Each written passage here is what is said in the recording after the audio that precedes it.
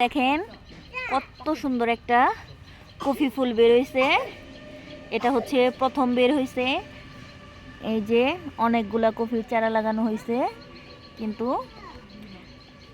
এই যে ফুলটা প্রথম আসছে, আরো ফুল বের হইতেছে। মাশাল্লাহ, নিজের হাতে কফি বুনা খাওয়ার স্বাদই আলাদা।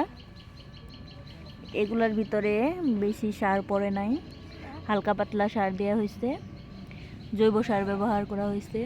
এদিকে হচ্ছে পেঁয়াজ লাগানো হয়েছে, সামনে হয়েছে আলু লাগানো হয়েছে, মানে অনেকগুলা সবজি চাষ করা হয়েছে।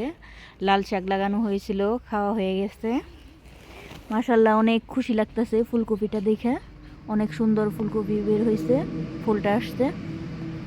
এগুলো সব সার মুক্ত, সার নাই, হালকা পাতলা সার পড়ছে, সব ভিটামিন।